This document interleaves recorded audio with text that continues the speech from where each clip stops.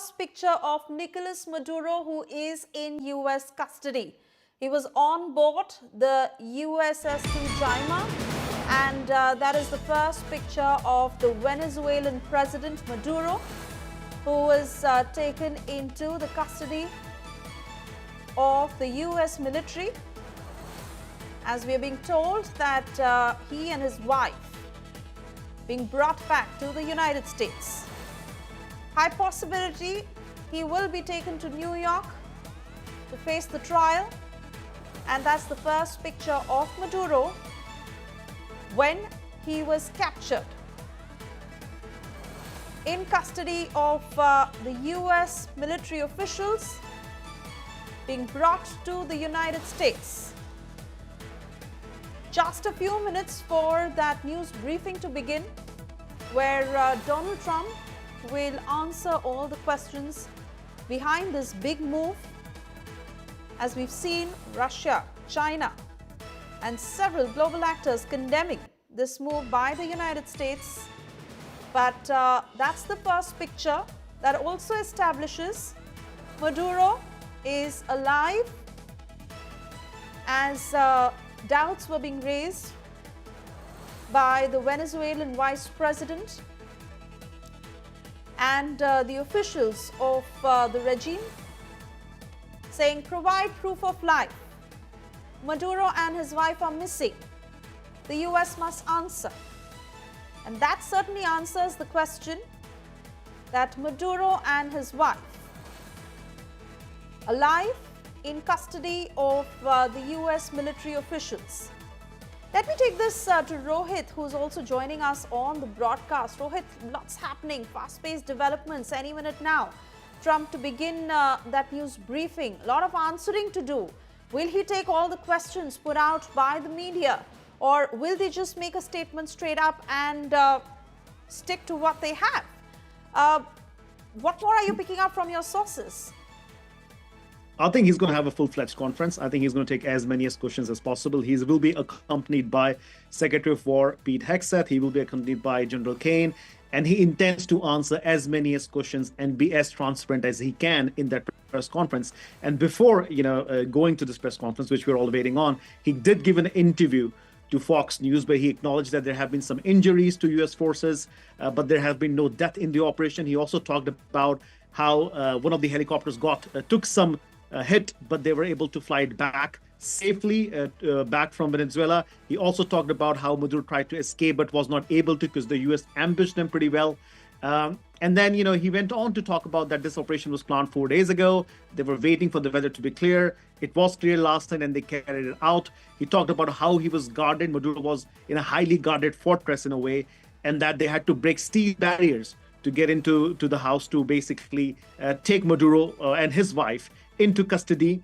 He also talked about that he will also talk about in this press conference will be about making a decision on who takes over power in Venezuela. We've heard, there could be an opposition leader who could be taking it on, but he did not support Nicolas Maduro. He talked about there's a vice president in charge right now. So I think the U.S. might want to keep its options open. And he also alluded to the fact that the U.S. will eventually control oil and oil companies in Venezuela. I think that has been one of the biggest points that has been talked about for almost months, in that what happens to the oil in Venezuela. So I think President Trump making it clear that the U.S. will have say on who rules Venezuela, either a democratically elected government or whoever President Trump thinks would not be hostile towards the U.S. And then also making sure that the oil reserves in Venezuela are taken care of, and the U.S. will have a lot of say in how those oil companies are run. So a lot to look forward in this press conference, which was supposed to start 34 minutes ago. We've been told that they have been waiting. Everybody's been kept waiting right now because President Trump is trying to make sure he has everything ready, because it's going to be a long, drawn-out conference, but he will try to answer as many questions as possible.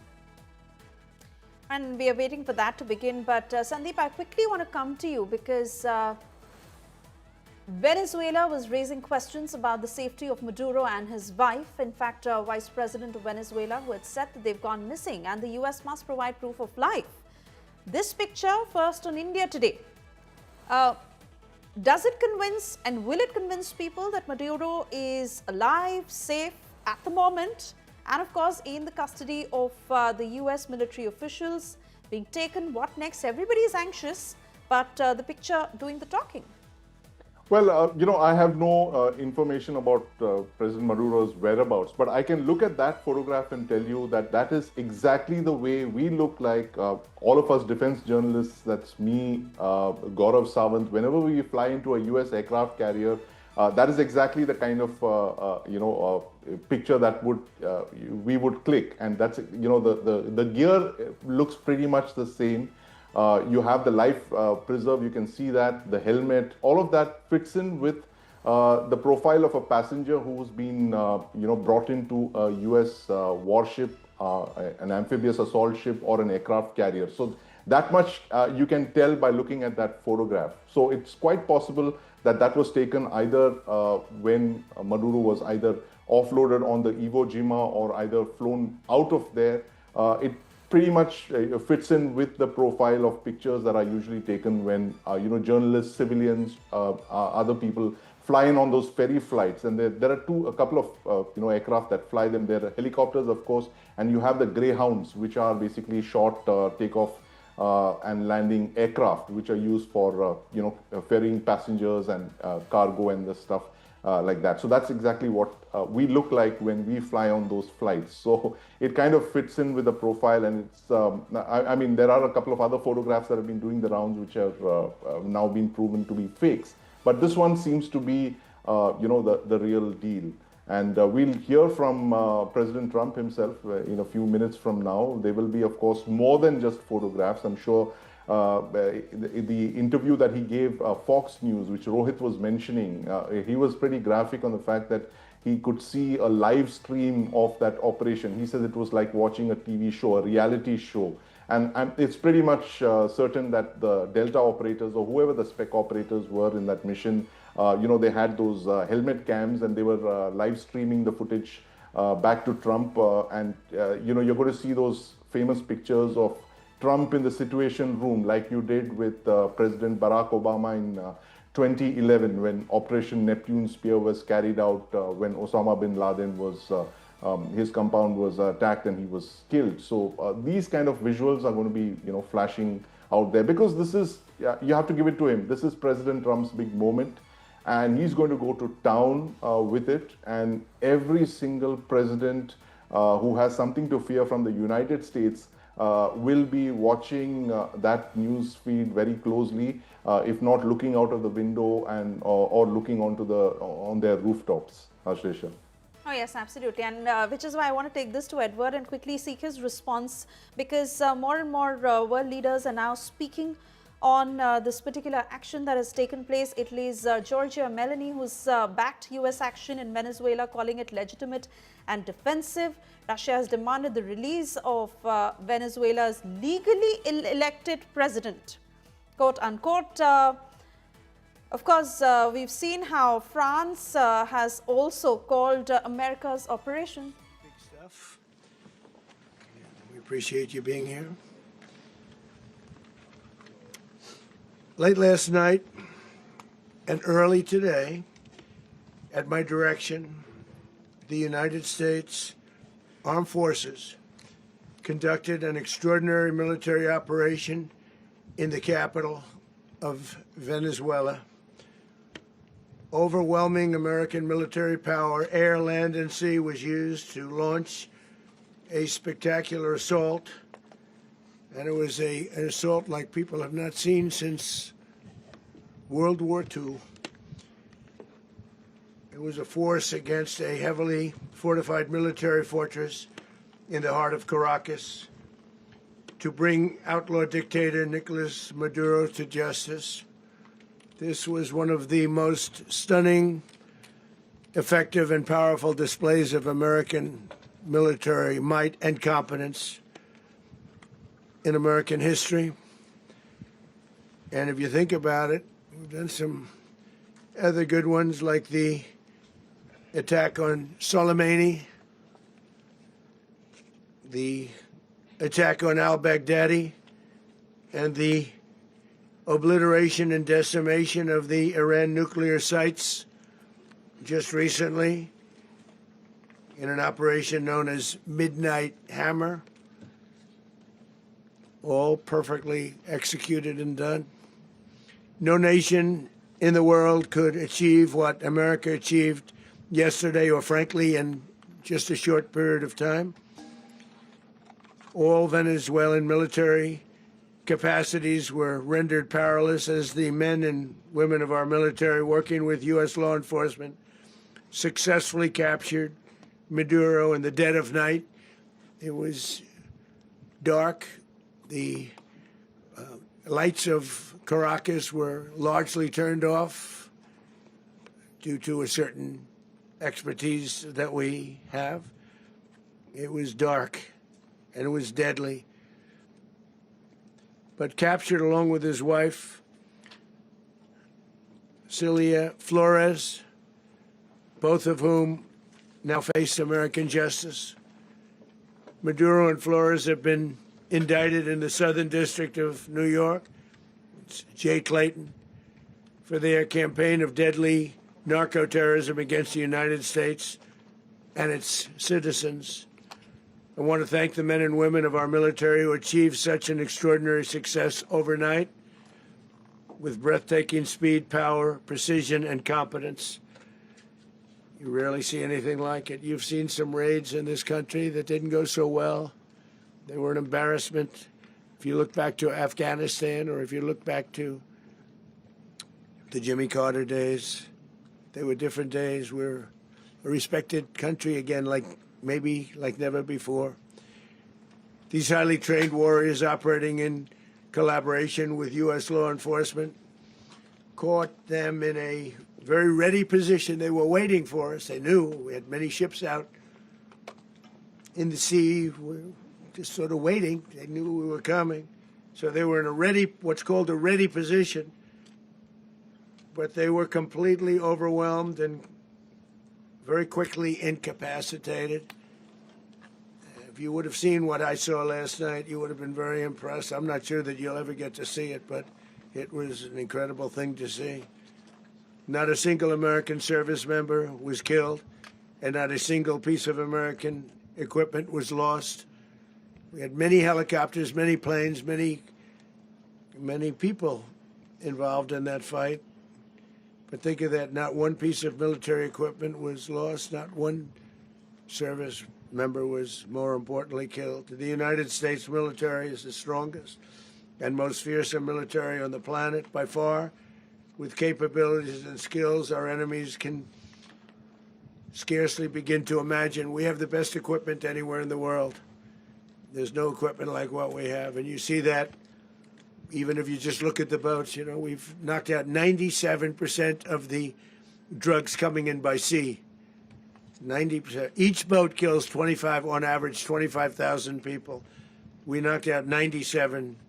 And those drugs mostly come from a place called Venezuela.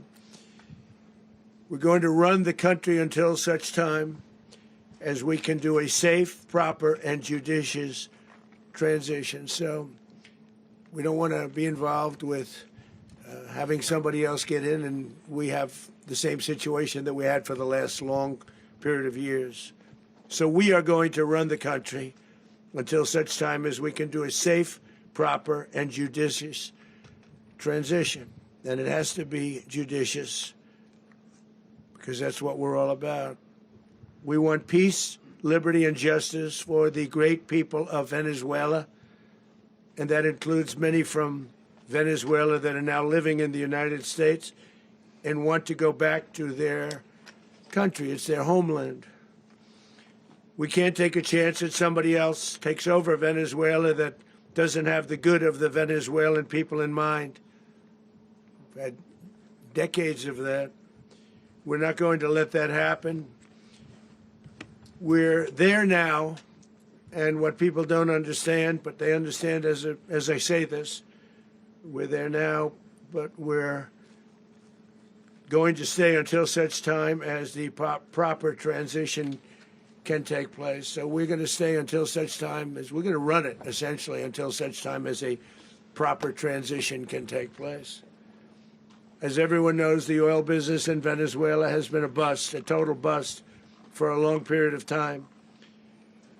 They were pumping almost nothing by comparison to what they could have been pumping and what could have taken place. We're going to have our very large United States oil companies, the biggest anywhere in the world, go in, spend billions of dollars, fix the badly broken infrastructure, the oil infrastructure, and start making money for the country. And we are ready to stage a second and much larger attack if we need to do so. So we were prepared to do a second wave if we needed to do so. We actually assumed that a second wave would be necessary, but now it's probably not. The first wave, if you'd like to call it that, the first attack was so successful, we probably don't have to do a second, but we're prepared to do a second wave, a much bigger wave, actually. This was pinpoint, but we have a much bigger wave that probably won't have to do. This partnership of Venezuela with the United States of America, a country that everybody wants to be involved with because of what we were able to do and accomplish, will make the people of Venezuela rich, independent, and safe. And it will also make the many, many people from Venezuela that are living in the United States extremely happy. They suffered. They suffered. So much was taken from them. They're not going to suffer anymore. The illegitimate dictator Maduro was the kingpin of a vast criminal network responsible for trafficking colossal amounts of deadly and illicit drugs into the United States. As alleged in the indictment, he personally oversaw the vicious cartel known as Cartel de las Soles, which flooded our nation with lethal poison, responsible for the deaths of countless Americans, the many, many Americans. Hundreds of thousands over the years of Americans died because of him. Maduro and his wife will soon face the full might of American justice and stand trial on American soil. Right now, they're on a ship. They'll be heading to, ultimately, New York, and then a decision will be made, I assume, between New York and Miami or Florida. But we have people where the overwhelming evidence of their crimes will be presented in a court of law. And I've seen it. I've seen what we have. It's both horrible and breathtaking that something like this could have been allowed to take place. For many years after his term as president of Venezuela expired, Maduro remained in power and waged a ceaseless campaign of violence, terror, and subversion against the United States of America, threatening not only our people, but the stability of the entire region. And you all saw it. In addition to trafficking gigantic amounts of illegal drugs that inflicted untold suffering and human destruction all over the country, all over, in particular, the United States, Maduro sent savage and murderous gangs, including the bloodthirsty prison gang, Tren de Aragua, to terrorize American communities nationwide. And he did indeed. They were in Colorado. They took over apartment complexes. They cut the fingers off people if they call police. They were brutal. But they're not so brutal now. And I just have to congratulate our military, Pete and everybody, and our National Guard, because the job that they've done, whether it's in Washington, D.C., where we have a totally safe city, where it was one of the most unsafe cities anywhere in the world, frankly, and now we have no crime in Washington, D.C. We haven't had a killing. We had the terrorist attack a few weeks ago. A little bit of a different kind of a threat, but we haven't had a killing in a long period of time, 6-7 months. We used to have two, on average, 2 a week in Washington, our capital. We don't have that anymore. The restaurants are opening. Everyone's happy. They're going, they're walking their daughters, they're walking their children, their wives, they walk to restaurants. Restaurants are opening all over Washington, D.C. So I want to thank the National Guard. I want to thank our military. And I want to thank law enforcement. It's been amazing. and they should do it with more cities. We're doing it, as you know, and we're doing it in Memphis, Tennessee right now, and crime is down. We've just sort of started a few weeks ago, but crime is down now 77%. And the governor of Louisiana called, great person, and he wanted us to help him, as you know, in a certain very nice part of Louisiana, and we have done that. And it was a rough section, and we have crime down. I understand it's down to almost nothing already after 2.5 weeks. New Orleans, it's down to almost nothing, and we've only been there for 2.5 weeks. Can't imagine why governors wouldn't want us to help. We also helped, as you know, in Chicago, and crime went down a little bit there. We did a very small help because we had no working ability with the governor. The governor was a disaster, and the mayor was a disaster. But it knocked down crime. But we're pulling out of there when they need us. We'll know. You'll know. You'll be writing about it. And likewise, Los Angeles, where we saved Los Angeles early on, where the head of the police department made a statement that if the federal government didn't come in, we would have lost Los Angeles. That's long after the fires. That's when they had the riots in Los Angeles. We did a great job. Got no credit for it whatsoever, but that's okay. It doesn't matter. We don't need the credit. But we'll be pulling out when they need us. They'll call, or we'll go back if we have to.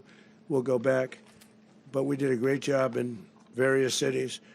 But the place that we're very proud of is Washington, D.C., because it's our nation's capital. We took it from being a crime-ridden mess to being one of the safest cities in the country. But the gangs that they sent raped, tortured, and murdered American women and children. They were in all of the cities I mentioned, Tren de Aragua.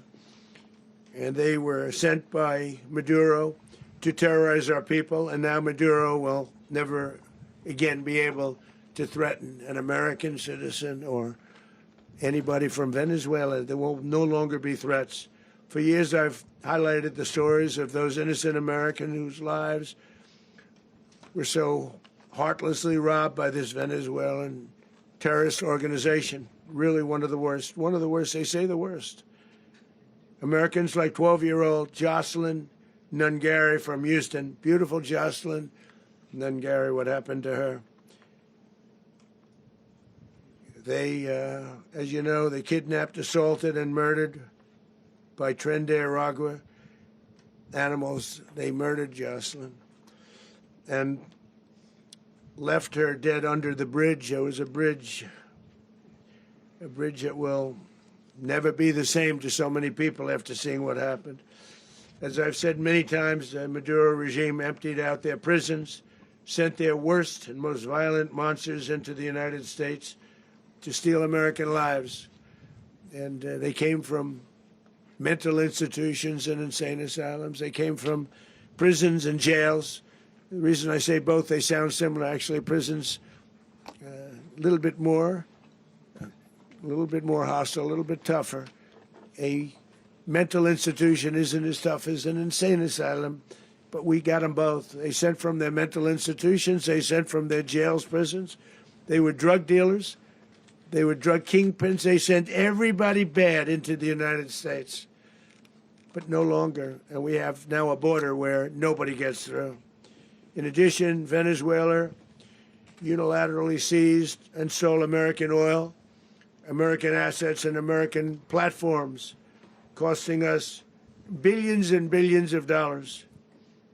They did this a while ago, but we never had a president that did anything about it. They took all of our property. It was our property. We built it. And we never had a president that decided to do anything about it. Instead, they fought wars that were 10,000 miles away.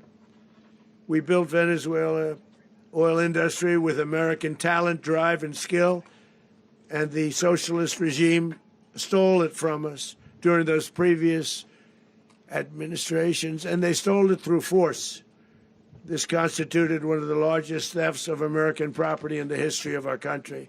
Considered the largest theft of property in the history of our country. Massive oil infrastructure was taken like we were babies, and we didn't do anything about it. I would have done something about it. America will never allow foreign powers to rob our people or drive us back into and out of our own hemisphere. That's what they did. Furthermore, under the now deposed dictator Maduro, Venezuela was increasingly hosting foreign adversaries in our region and acquiring menacing offensive weapons that could threaten U.S. interests and lives. And they used those weapons last night. Potentially in league with the cartels operating along our border. All of these actions were in gross violation of the core principles of American foreign policy, dating back more than 2 centuries, and not anymore. All the way back, it dated to the Monroe Doctrines, and the Monroe Doctrine is a big deal, but we've superseded it by a lot. By a real lot. They now call it the Monroe Document. I don't know. It's Monroe Doctrine. We sort of forgot about it. It was very important, but we forgot about it. We don't forget about it anymore. Under our new national security strategy, American dominance in the Western Hemisphere will never be questioned again. Won't happen. So just in concluding, for decades, other administrations have neglected or even contributed to these growing security threats in the Western Hemisphere. Under the Trump administration, we are reasserting American power in a very powerful way in our home region. And our home region is very different than it was just a short while ago. The future will be, and we did this in my first term. We had great dominance in my first term, and we have far greater dominance right now. Everyone's coming back to us. The future will be determined by the ability to protect commerce and territory and resources that are core to national security. These are core to our national security. Just like tariffs are, they've made our country rich, and they've made our national security stronger than ever before. But these are the iron laws that have always determined global power.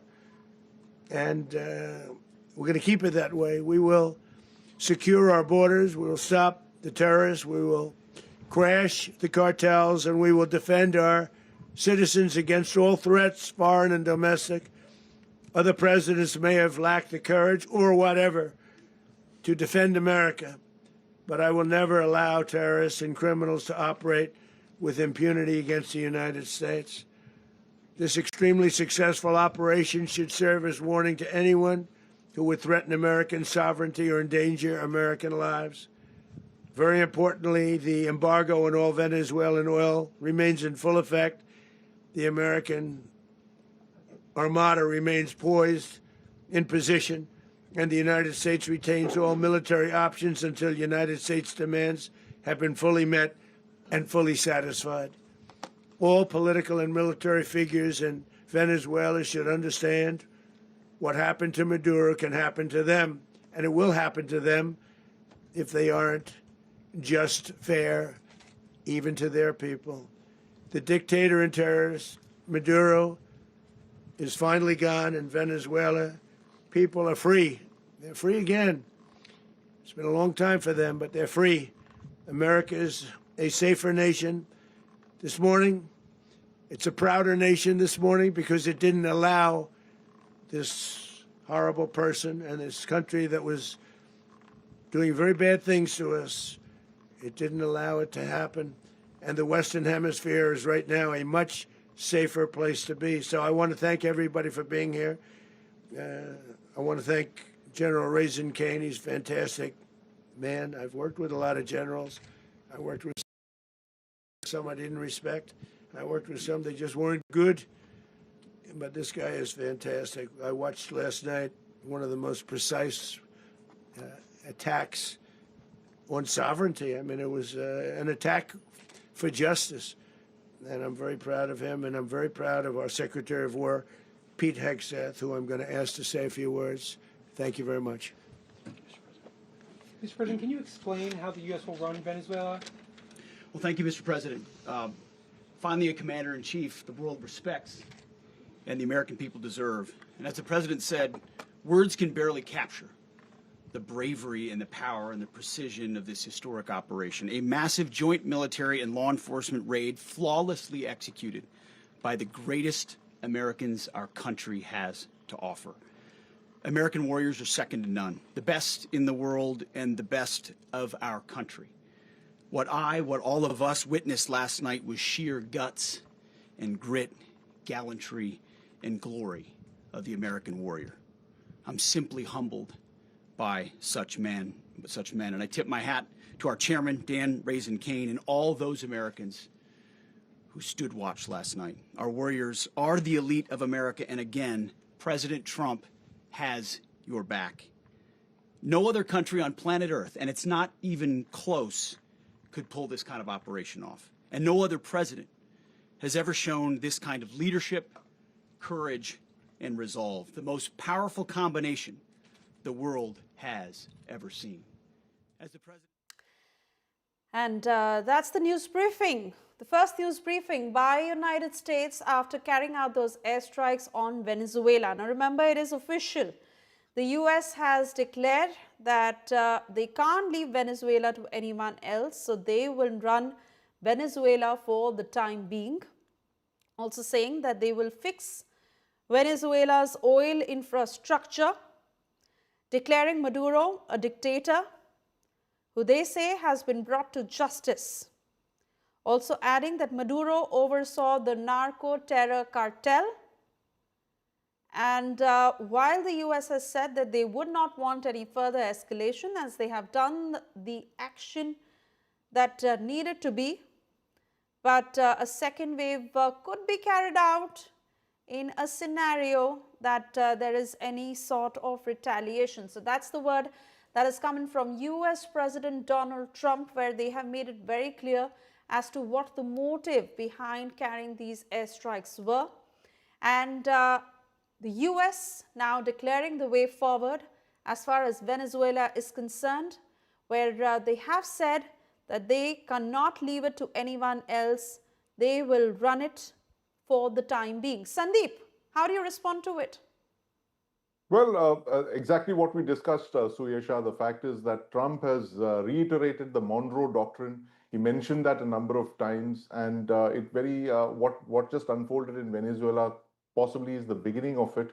We're not very clear on how the United States is going to control Venezuela, because the regime does not seem to have collapsed. It seems to have, there seems to be some kind of continuity there. And of course, President Trump has threatened a second wave of attacks. So we are not very clear if the operation is ongoing, if there are going to be boots on the ground, if there is going to be the removal of the regime, the Maduro regime that exists on the ground, and who is going to control it. So we're just still trying to make sense of what's unfolding over here. Is it Iraq 2003? Is it Panama 1989? Which template is at play here? But the fact is that it's a very big announcement that President Trump has made. It is a big victory for him. 1 year into his office, he had literally nothing much to show, for himself. And the fact is that this very successful, extraction operation of, bringing President Maduro for, trial in the United States, much as we may question the legitimacy of an operation of this kind, there are, condemnation is pouring in from across the world, including from France. So much as we debate that, the ethics of an operation like this, the fact is that this is exactly the kind of military operation that President Trump has, spoken about in the past, that the U.S. military was capable of. And he, of course, did mention the fact that there were some disastrous operations in the past under President Jimmy Carter in 1980, and of course, President Bill Clinton, the Somalia operation in 1993. All of those, and the U.S. seems to have come out of all of these past, the ghosts. It has exercised the ghosts of past failures of special forces operations to carry out today's operation. Absolutely flawless surgical operation that extracted the U.S. The president of Venezuela, brought him to the United States for trial. Suyesha. Oh yes, absolutely. And Edward, coming to you now, how do you really look at the US's foreign policy dramatically shifting towards Latin America and the Caribbean, the sort of pushbacks that could come in, and the larger influence of America on this region in the time to come? Well, I've long wondered what exactly the Trump doctrine is. Every president has a doctrine, and it's usually codified by the White House while the president is in power. This hasn't really happened with President Donald Trump yet, even though he did indeed publish a new national security strategy recently. So I'm now beginning to think that perhaps the Trump doctrine is the phrase that the president used in that press conference, which is the iron laws that govern global power. So really, Sandeep used the word realpolitik earlier. That's probably what we're talking about. We're probably talking about spheres of influence, and we're probably talking about a United States that looks at the world not as a post-war international economy in which the principal aim of the United States is to keep the sea lanes open. It's probably a shift to the United States looking at the world as it is as some sort of Hobbesian struggle. That is a struggle between great powers per perhaps the 19th century. I would add that if the president is able to get Venezuelan oil production up, if there is a supply side glut indeed in the next, say, 5 years as a result of Venezuelan oil reserves being tapped and then brought to markets, in this great power game, that could only hurt Russia, because of course Russia is conducting itself in Europe almost entirely on the basis of its oil revenue. So this is, in a realpolitik world, possibly a masterstroke, with the caveat that I said earlier, which is that effectively other countries may look at the Trump doctrine and say, well, why don't we use that to our benefit too? And if that happens, the United States is going to have more than one Venezuela on its hands. And I'd also like to get Rohit's reaction to, what this could entail. I mean, what are we possibly headed towards? Because Trump has now made it very clear that we will run Venezuela.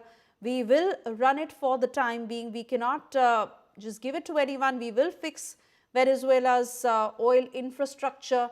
So the motive is now very clear. Those who've been opposing the airstrikes, I mean, how do you possibly now see that reaction shape up?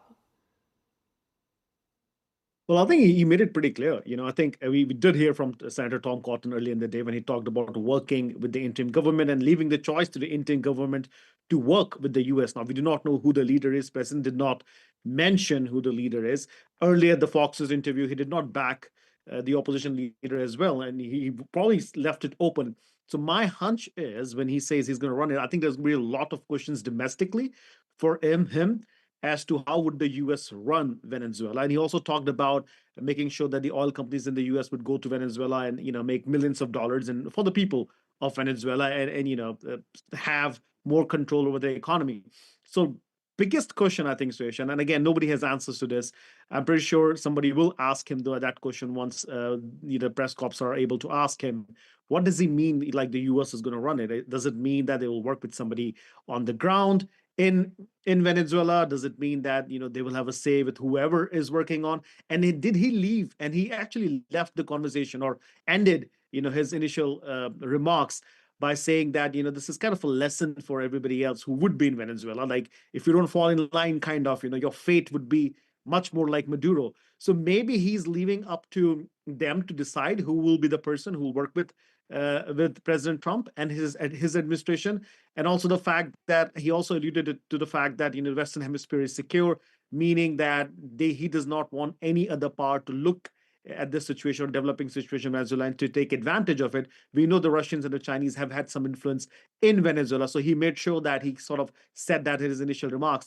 But a larger question is, and the bigger question is, what does it mean he's going to run it, right? I mean, domestically, how is that possible?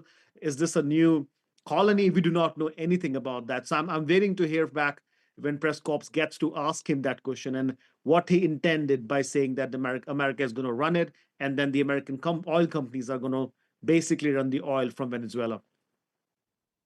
Oh, yes, absolutely. And gentlemen, I request you all to stay on the broadcast as we listen into some of the key excerpts of that news briefing by Donald Trump.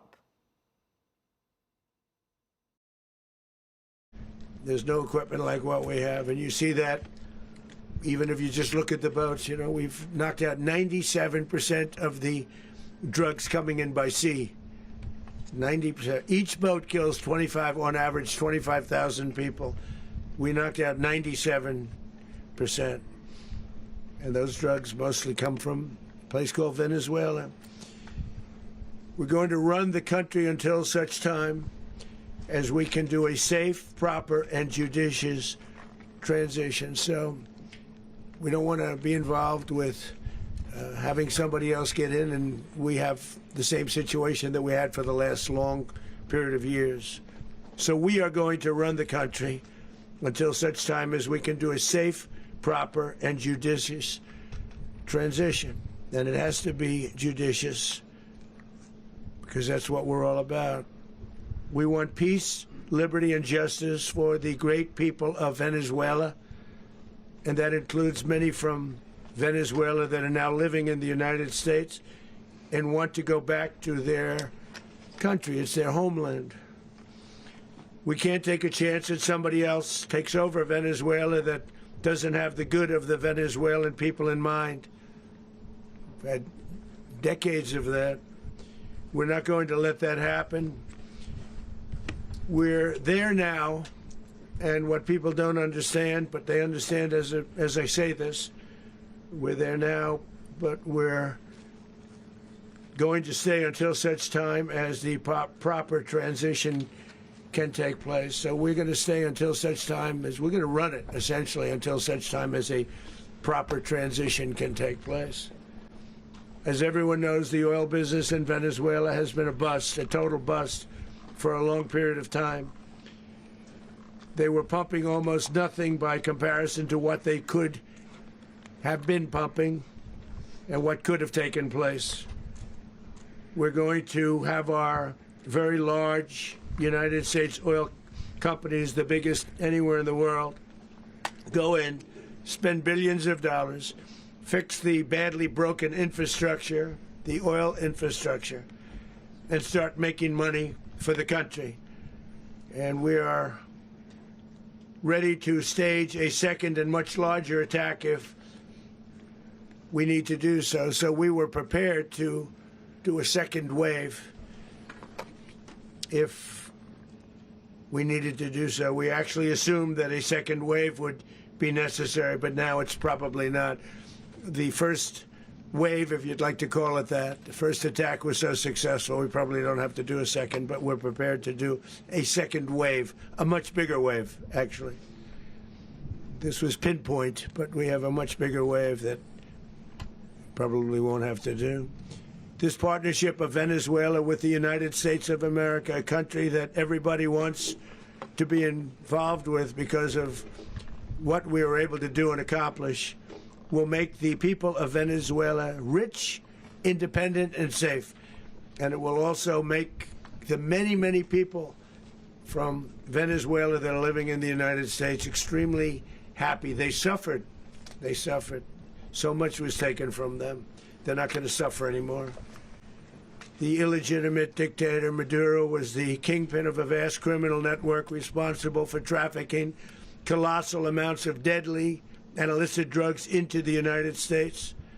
As alleged in the indictment, he personally oversaw the vicious cartel known as Cartel de las Solas, which flooded our nation with lethal poison, responsible for the deaths of countless Americans, the many, many Americans. Hundreds of thousands over the years of Americans died because of him.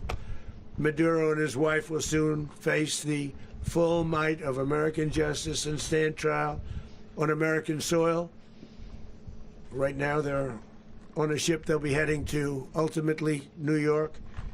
And then a decision will be made, I assume, between New York and Miami or Florida.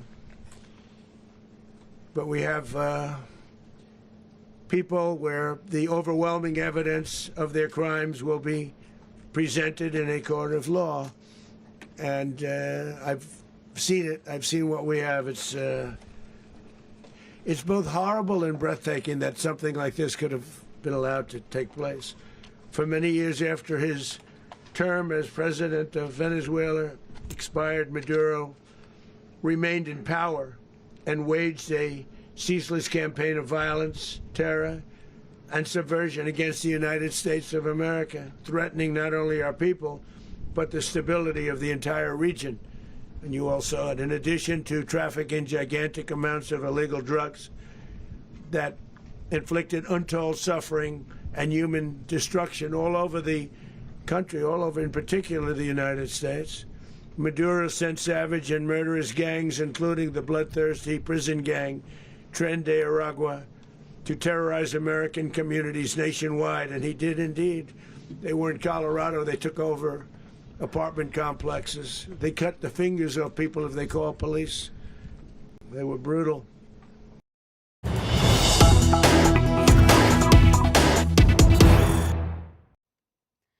And now getting you details of the latest development that has just come in. With the situation tensed in Venezuela, MEA has issued a travel advisory saying all Indians in the country must exercise extreme caution and restrict their movement. India watching every development very carefully. Let me take this to my colleague Sandeep, who continues to stay with us on the broadcast. Sandeep, how is India assessing the situation, and what does this advisory entail? Well, the fact is that this is the MEA's SOP, that whenever there is a conflict zone, they issue these advisories to caution Indian civilians who would be living there or transiting through Venezuela. But the Indian diaspora in Venezuela is it's microscopic, so there is nothing really much to worry about. The fact is that India will be worried about other issues that could unfold in the days ahead. The fact that we have, oil agreements with Venezuela, we've, in the past had such agreements, how those are going to play out. Sandeep, I'm sorry, I'm having to interrupt you here. Donald Trump speaking once again. Let's cut across. Dangerous attack. This is an attack that could have gone very, very badly. Could have gone very badly. We could have lost a lot of people last night. We could have lost a lot of dignity. We could have lost a lot of equipment. The equipment is less important, but we could have lost a lot, and we're going to make sure that this is proper. We're there now. We're ready to go again if we have to.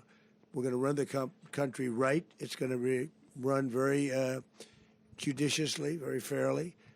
It's going to make a lot of money. We're going to give money to the people. We're going to reimburse people that were taken advantage of. We're going to take care of everybody.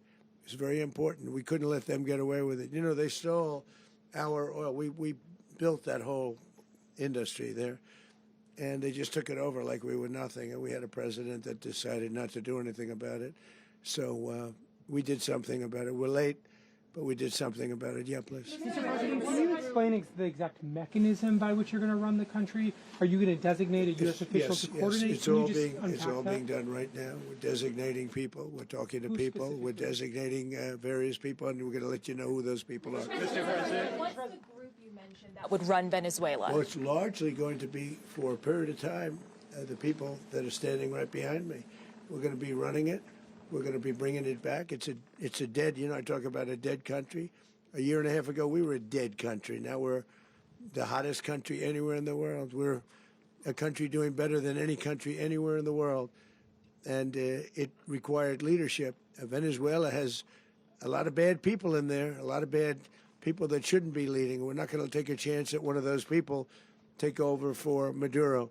So you can look at, and others, we have fantastic people, including people in the military. So we're going to have a group of people running it until such time as it can be put back on track, make a lot of money for the people, and give people a great way of life, and also reimbursement for people in our country that were forced out of Venezuela. Rubio would be...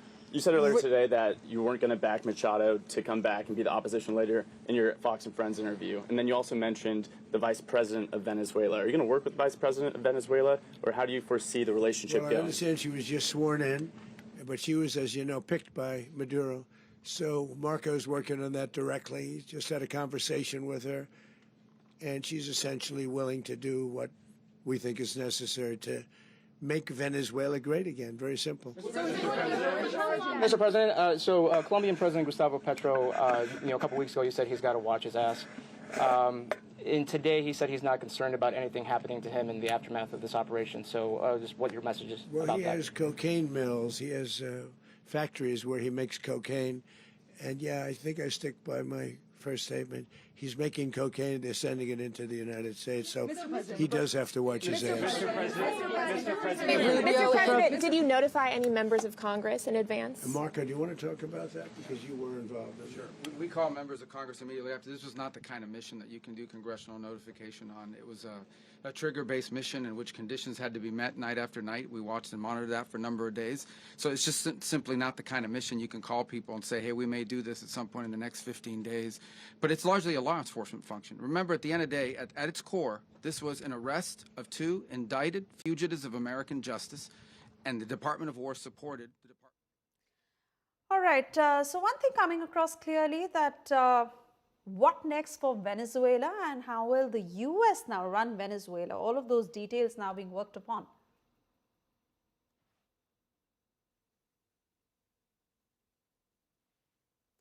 All right, Rohit, if I could quickly bring this to you. Some analysts are also defining this as part of expansionist policy.